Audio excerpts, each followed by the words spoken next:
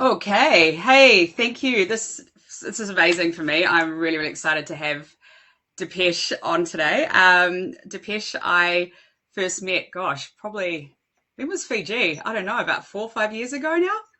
Absolutely. Yeah, it was a conference run by Kat Howell and had basically all the major minds of Facebook, and I was blown away by you particularly. And I think what really got me was your methodology. Obviously, we running through the BPM method, but also the ability to engage audiences from more of a psychological level as well and bring that through. So it wasn't just the kind of technical side. And I my background is prior to that was large media agencies, and yeah, it wasn't the most let's say progressive environments for Facebook ads, and that just absolutely blew me away. So I've been following your work for a long time, and I'm very, very, very grateful to have you on today to talk about Facebook and where it's going, and obviously a lot of the new developments happening. Um, yeah, so look, obviously, not only are you one of the masters of Facebook ads, you've built several, I think, 6, 7 figure businesses along the way. As I mentioned, you're the founder of the BPM Method, which I would love you to go into a little bit, explain what that is. And you're currently working on some pretty awesome stuff in the AI space around Facebook ads too, so we can have a chat about that. So, Tapesh, if you just want to kind of give an overview, I guess, of your methodology and what you've kind of done around Facebook ads, that'd be amazing. Yeah, sure. So interestingly, like I started off in the corporate world as well, and I was more client side than agency, but I'd worked with so many media agencies, like big names in the field of agency world, kind of under the WPP banner. So if you're into media and agency, one of the biggest agency groups in the world. Yeah, And it was probably around the mid 2000s that I kind of had my first clash with media agencies. So back in generally. the day, and maybe still media agencies would often buy media based on CPM. So how much is it going to cost per thousand impressions? And it was just mind blowing that because I was client side at the time, I was quite inexperienced as a digital marketing manager, and I was just told, this is the agency we're working with. I had to go to them with a 100K budget and ask them to come up with a media buying plan. And they came back with it. And it was like, here's how we are going to spend your $100,000. And it gave me they gave me all the placements, magazines, TV, whatever, digital print, all that kind of stuff. It was like, this is going to cost us this much in CPM. This is how many impressions you're going to get, et cetera, et cetera. I was from the performance marketing world. So I'm looking at this in terms of ROI. What am I actually going to make out the back of it? And this will never leave me. I'm telling you, until the day I'm 6 foot under. It was like, well, that's your job. I was like, wait, what do you mean? Like, and they said, like, we're here to give you the impressions and get you awareness and get you clicks, but it's your job to convert that and do what you do in terms of the landing page and funnel. And I was like, it just didn't make sense. It's like, well, what's going on here? How are these guys making money? Like, I could do that. Give me a 100K budget and I'll show you where I can spend it, as long as you don't worry about where I'm making money. So anyway, it just like really confused me. And it took me a few years to really understand there is some logic behind how media agencies work. Obviously, they make money and stuff like that. But where I was good at was numbers, optimizations, and funnels Mhm. and things like that. What I didn't really understand, which is what I learned from these media agencies, was actually what is an avatar and how to actually get deep into the mind of your customer. So I came from a numbers point of view. It's like, if click-through rate's good and conversion rate's good, then keep doing tweaks here and do that. I never really stopped to understand who am I speaking to. And it was through one of these agencies I got introduced to David Ogilvy, and that led me down a whole different path of understanding marketing and psychology. And I'm grateful for his teachings and his books and all that kind of stuff. So he's the one that really got my mind thinking differently. And then I read a sales document that David Ogilvy wrote around 1930s, maybe early 1940s, and it was the Ager Cooker Sales Manual.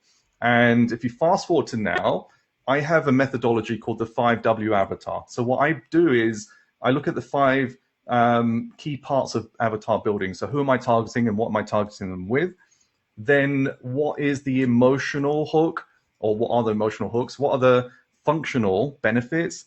And then what are the why nots? So they're the 5Ws. And that was directly extrapolated from David Ogilvy's work. So if anyone gets a chance to read it, it's just an amazing document, because what he was doing at the time was door-to-door sales. Now, he came in as a research, a kind of customer research type person, and he went into door-to-door sales in the kind of research mindset. So his view was, every door I knock, I'm going to learn something. And what he learned step by step was, if he could get into the kitchen. So he's selling these kind of cookers around 1930s. No one wanted to buy $1,000 cooker or whatever it costs. I think that was the equivalent. But he realized that once he got into their premises and into the kitchen, he could come up with every rebuttal and response that a prospect would come up with. No matter what question they asked, he had a response that almost left them with no choice but to buy the product. And that's how, from an unknown, he became their number one salesperson. And the owner said, could you write a sales manual? And that's what he did. And that really brought me into a whole different world of marketing and advertising, which was beyond numbers. And that really became the genesis of the BPM method. And BPM stands for brand driven performance marketing. So if you think about performance marketing, it's numbers, it's optimizations, it's funnels and things like that. The brand element was what I was always missing, because I didn't really understand how to get into the customer's mindset. And that led me down a road of understanding behavioral sciences, NLP, neuro-linguistic programming, and things like that. And that kind of helped me to understand it's not like when you're selling online, it's easy to forget there's a human on the other side of that computer or the laptop or PC, the mobile phone, whatever it is. But when you're working in store, then you realize the human connection's there. Now, my first job was in a DIY store when I was about 16 or 17. And I really enjoyed helping people. So someone would come and say, hey, I can't find this, or can you mix some paint, or can you cut some wood? And I really enjoyed that interaction, speaking to them and things like that. But in the digital world, you forget that there's a very human person on the other side. And I think that was one of my secrets to success with online marketing, was connecting that thing. And that really became the central part of the BPM method as well. Yeah, I think something that I see quite often is businesses kind of not understanding not providing value, I guess, around what the customer actually needs, right? So they kind of come from a sales perspective, just kind of projecting what their features are without actually really understanding how it's going to benefit or help the other person. And I think that's something you do really, really well. And obviously you've done it multiple times across multiple businesses, and obviously a lot of the work you do in such as your ad signals group, etc. And that's the methodology, and there's what I train my team on. So you've got these amazing groups that you update frequently, and it's not just about, I guess, that understand the avatar, but there's also the understanding of Facebook ads and what's going on there as well, so more the technical side. So I guess, look, I'd just love you to touch on a bit around I guess how Facebook ads work. We don't have to go into too much detail, but I think a lot of people just think that you just put one up and woohoo, there we go.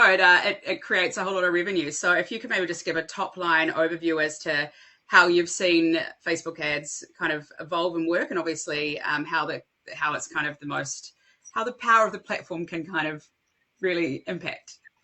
Absolutely. So I came into Facebook after spending years in paid search. So I was doing Google search and things like that.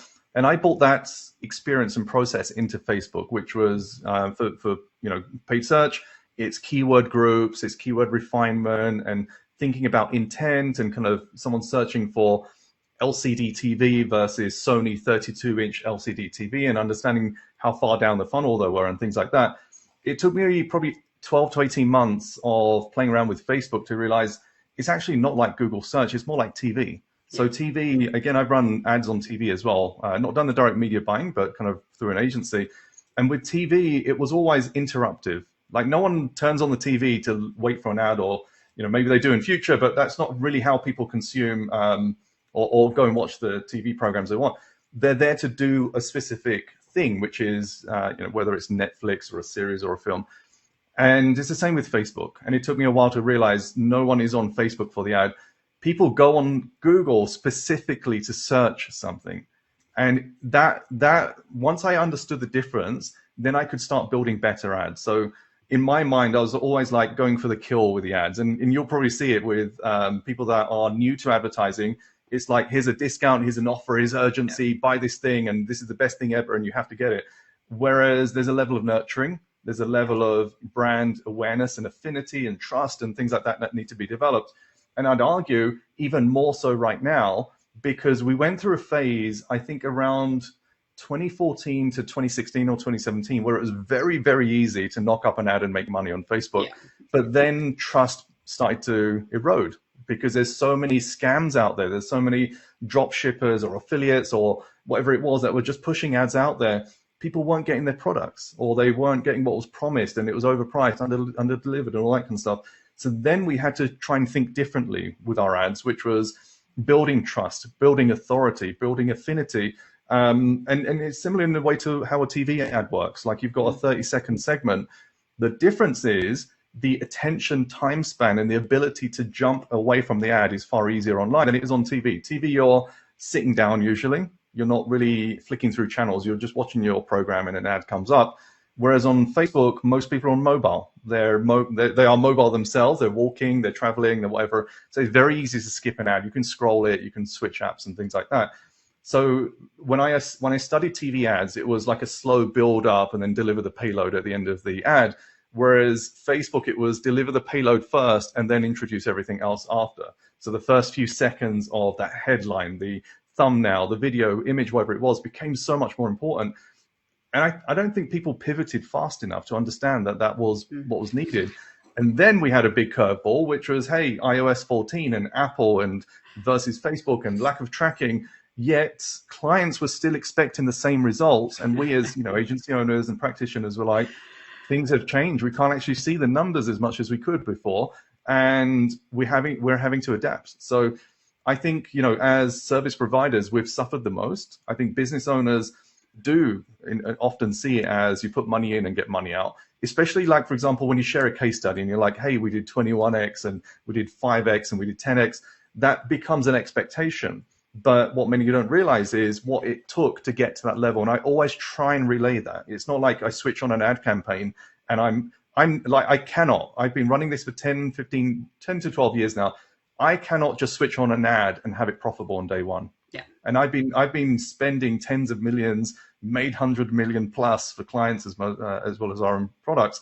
I still cannot turn an ad on and guarantee it's going to be profitable. I have to go through a process, which is avatar and research and write copy and test and optimize. And I think that's often missed, that it doesn't matter how good you are at Facebook, there is still a process. There is still that discovery and learning. And even if a client comes in and says, oh, we've got, $50,000 to spend just on testing, you're going to do amazing work. It is just testing. Like I can maybe test more things with 50,000 in a month than a budget with 5,000. I still have to go through the same process. Just means I might learn quicker. So I think these are things which, when you're looking at it from the outside, it does look like an ATM where you can just put card in and get money out. But reality is everyone's going through the same process inside. That's it. I totally agree. And I think, and we're kind of in a really crazy era right now, obviously, with AI coming in and kind of shaking things up, not just across Facebook, but Google as well. And, I was just kind of looking at the Google Retail Conference that's happening very shortly. And one of the points in that is that how you can utilize Google Analytics, for example, to influence digital billboards, so you can kind of see the extent of what's happening, right? So I guess for me, I would love to ask you how you've seen AI kind of impact Facebook and where you think this is really going to be going from a meta perspective. Absolutely. So back in 2014, when I was working in-house for an e-com company, Facebook had launched their API. I can't remember exactly when, but someone in our team had realized, and they said, what could we do that would be useful for you as like the head of marketing and kind of running Facebook ads? And I said, even if you could just give me like an end of day report on what the numbers are and pushing it to Slack. And he did that. And I was like, wow, this is amazing. So we then actually built an app. So in 2015, we were spending close to, $1 million a month on this e-commerce brand. And at peak, we were spending 250K a day, like US dollars a day, which was a crazy experience. But we did that with about 4 media buyers and 5 ad accounts with lots of activity going on. But we built ourselves an interface that would take all the data out of Facebook and give us exactly what we need. So we could make decisions very fast. And even with those spend numbers, we didn't spend too much time looking at numbers and things like that because it was just there and all the insights were there, all the charts and graphs. We spent lots more time on creatives. Like we'd end up doing daily creative refreshes, maybe twice, 3 times a day, because they're expiring so quickly. Now, when I left that company in 2016, I was going to launch my own e-commerce brand, but I fell into agency through a conversation with Facebook. When I went into that agency, or when I created my own agency, my goal was always to use tech and automations as much as possible. So whether it was Zapier, or whether it was RevealBot, which is another tool I've used a lot, or Supermetrics, and plugging that into Google Sheets, I always wanted to have an agency where we would use the intelligence of the humans, but use the machines for all the hands-on stuff. Now, at the time, it was just efficient to, use Zapier and connect systems and create auto reports and stuff like that. But still, the strategy would come from an account manager or a senior media buyer. But even then, and you'll know this as well, for anyone that has a team, first of all, hiring is difficult, then training, and then retaining, and then motivating, and all those kind of things that come with hiring people. And I will admit it, like I don't like having a big team. We grew to 25 people. We're now like 6 or 7 people. Yeah, totally we agree. were on a real big growth trajectory, and I brought in a CEO to run the agency and things like that. And we had visions of like continuing to grow. But then it got to a point, and I recall a conversation that I saw on Instagram with Gary Vee, and someone said to him, it must be amazing running VaynerMedia and stuff like that. He goes, I'm just a glorified HR manager. He goes, that's really a CEO's job. And I thought, that's kind of where I'm at. I don't enjoy this. Like, this is not my creativity. It's not my zone of genius. I love ad strategy. I love experimenting and testing and coming up with new ideas. I don't like running a company. Like, I don't enjoy the headache of 25 people and, this person's got an issue with that, or that person's unhappy with this, or whatever it is. So we decided to shrink that down. But in the back of my mind, I've always thought, like, how can you replace some of the mundane stuff, like just even loading a campaign or whatever it is. And I think it was late 2022, like OpenAI became a thing, and I started experimenting with ChatGPT, and I did what most people did, like write me an ad copy in the tone of this person and all that kind of stuff. And that was fascinating, because then you discover different things that you can do. And then I was like, okay, do this in, using the AIDA format, attraction, interest, desire, and action. Then try this and try that. But then I thought, the genesis of the BPM method is the 5W avatar. Now, for me to go into any business and create that takes about 30 minutes. For my clients and students, it will take a bit longer. And then I thought, what if AI could create that for me? So what I actually did is I connected Zapier into ChatGPT. So there's a connection there. I set up a custom email address. And when I would email the Zapier email address, it would take the body of my message and push it to OpenAI and then send the response back in email. So I would push in and say, I'm targeting this person with this product. So the who and what of the 5W avatar. And then I programmed the message into AI to say, right, I want to know the emotional factors, the functional benefits, and the objections. And I was pleasantly surprised, if not shocked, that it came back with some really, really good stuff. And I thought, wow, this is pretty cool. And as I went through it, I thought this could really enhance my own processes, but get to a point, and this is where I think AI can really, really help out people that are learning ads, is what if, so I have a course and I coach and I consult and things like that, but what if you didn't need to learn Facebook ads? What if you didn't need to learn how to create a campaign or an avatar, but you just click a button? And that button was who you're targeting and what's the product you're selling, and it gave you everything. So it gave you the avatar, it gave you the campaign structure, it gave you ideas for audiences to target, and it uploaded it to Facebook. And I thought that would be really cool as a tool. So then I started to experiment more with the AI. And then at one point I was like, right, give me the code. Could you code this for me? So I typed it into ChatGPT and it came back, but it was super complex. It's like, you need to install this server and do these things with these tools and stuff like that. And I thought, I don't really want to go down that development route. So just to give you context, I think it was 2021 when iOS 14 was this kind of big issue. I hired a development agency, and the goal was to create a tracking app that would help solve a lot of these problems. 9 months and $80,000 later, we had an app that didn't work, and we had to can the project. And that hurt, because it wasn't just the money you can replenish. It was the time lost. Like, myself and the team put a lot of time and energy into this. For example, not taking additional clients on and saying, no, we're going to go all in on this app. Oh, wow. And that burnt me. So kind of fast forward to this year, I was like, I don't want to go down that development process. But then I went back to AI and said, could you code this on WordPress, for for example, because I know WordPress, I've run blogs and stuff like that. Could you create me an app on WordPress? And it said, yeah, here's the structure. And then I went back and said, right, can you give me the code for this part? Can you give me the code? It was writing all this code. So then I copied and pasted it into this app. And I said, how do I set up this app? What do I need to do? And it gave me all the step-by-step instructions to where we are right now, which is I have a fully functional WordPress app that will build me avatars, that will write me ad copy, that will go into Facebook and create recommended interests. We haven't quite got it yet to the stage where it pushes it into Facebook, but that's actually not going to be that difficult. So where my mind is going is, can I build the perfect media buying assistant? So one that will do the research, that will build the ad campaigns, that will actually go off and test it for me, give me validated results from that testing, and then eventually optimize and scale as well. Now, I can do the optimization and scale already through RevealBot. So RevealBot and other tools can do some rules-based stuff. I believe that with AI's help, I can do that. So for example, with AI, recently I have something called the 4-funnel system. So you have cold, warm, hot, and existing audiences. I have that in a spreadsheet. So I have different campaign structures for e-commerce, info products, and all those different things. I copied that into AI and I said, use this as a base for answers for the questions I'm going to ask you. And it did. I then said, right, what kind of audiences can I target for my cold audiences? And it came back with some really good responses. And that got me thinking that all the training material I've created over so many years, like text-based, like the cookbook, CBO cookbook, which I created, I can feed all of that into AI, and then I can get it to create contextual answers. So you can go into AI right now and say, oh, what's CBO, campaign budget optimization, and should I use CBO or ABO? But it's very generic. It's based on internet research.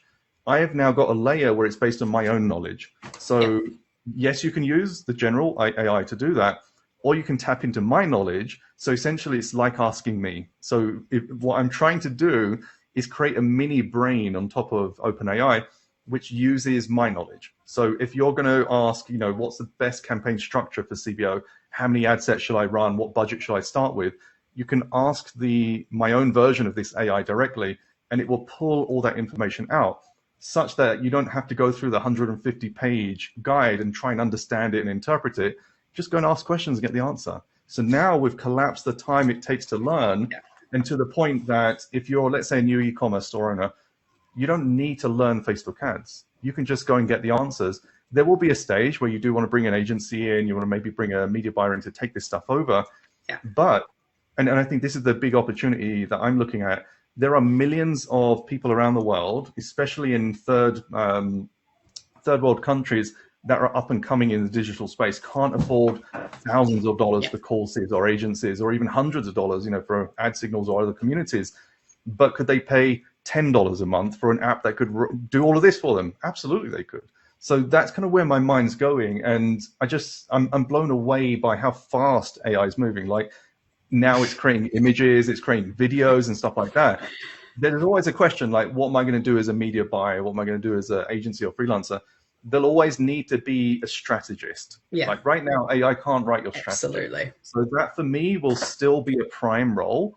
But do you need 2, 3, 4 media buyers? Probably not. You just need one media buyer to run this machine, strategist, account manager, and you could scale really fast. And this is something, Depesh, I've been saying constantly over the last kind of 6 weeks as well, is that agency's changing, and if you're not kind of adapting to what's going on, I think a lot of people are going to be very, very redundant in terms of how it works. And another thing you mentioned, I think a lot of these platforms are only as good as the information you put into them. And I think a lot of people are going onto the standard interface of ChatGPT and thinking that, oh, great, here's how do I write a Facebook ad? It's only as powerful as what you put into it. And I guess what I kind of want to just quickly finish off with today with you is, where do you really think Facebook's going to be going in like 6 months? How do you think this is going to be applied? Obviously, there's been, I saw an article that they're really focusing on generating imagery that's going to be able to be applied to ad accounts, etc. But I'd really love your insight as to where you think this is actually going to be going. I can see Facebook eventually turning into a bit more of a black box. So I think Facebook over the years opened up so many bells and whistles that we could tweak as experts. but that put off the majority of Facebook users who are the more kind of basic level users. So if you look at the numbers, there's give or take, there's 10 million advertisers around the world on Facebook, of which I'd argue 9.5 million are not experts and don't use 90% of the features. So Facebook are kind of looking at that and saying, if we want to make more money, we need to reach 9.5 million people, not the 500,000 that actually know what they're doing. How do we do that? Google did that. So Google Shopping became a black box, which was load up your inventory, set a few objectives like budget and cost per acquisition, and let Google do its thing. And it works. And I believe that Facebook could and should go down that route to help the majority of people that don't really understand how the platform works. Like the people that will go to the page and just hit the boost button, not really knowing what they're doing, for example, and then complaining Facebook doesn't work for them. And I think there's a big bridge there to kind of build for those people. That's where I'm going with my app as well. It wouldn't be that much more difficult for Facebook to, maybe buy out my app or build their own where it actually does a lot of this. And I think that's where Facebook can go. Will they take that route? That's a different question. I think if Sheryl Sandberg was still there, I think we'd be seeing this kind of innovation. I just don't know where Facebook's going with the app right now. There was that downtime a week ago, 2 weeks ago, where some bug appeared on a Sunday. Like, who's changing code on a Sunday? Like, why would you even do that? So I have concerns of where Facebook's going technically, but I think the platform itself, if it's going to really tap into the huge revenue opportunities, has to get simpler, has to be a lot more accessible. And for the majority, I think remove all the bells and whistles. Now, I don't know how long you've been advertising, but back in my day when I started, there was a concept of Power Editor. Yes, so Power Editor I remember that. Yeah, so Power Editor was really designed for the advanced user. Yes. And then Ads Manager was a lot more basic. And back then, Power Editor was actually a Chrome plugin. Like, that's how basic it was. So back then, I think it had a good balance. So if you don't really understand the bells and whistles, don't use Power Editor. Just use Ads Manager and you've got all the basics there. Then they merged it a few years later. And I think that created more problems for the majority than it did solve.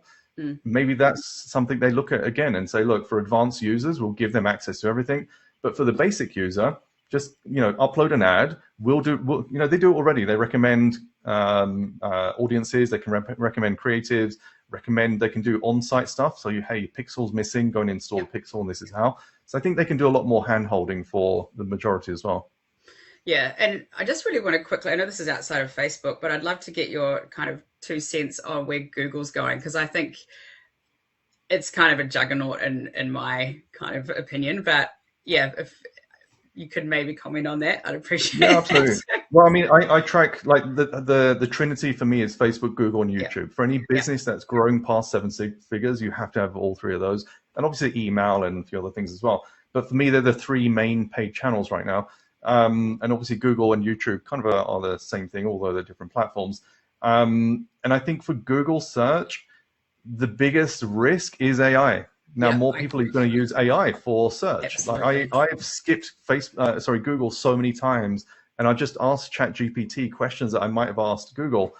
And going forward, I can see that becoming more of a normal thing. And it may be the renaissance of Bing, because now Bing have kind of bought a big stake in OpenAI and they're integrating AI into Bing. I don't know if they've got the trust to take over from Google, if they could.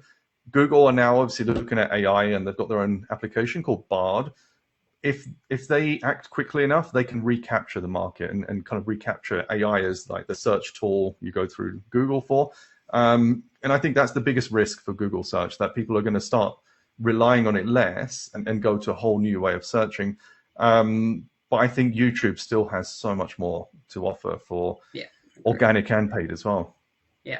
And just quickly on Google Ads, how do you think that's going to change from an AI perspective in terms of obviously optimizing campaigns, running campaigns, etc.? Absolutely.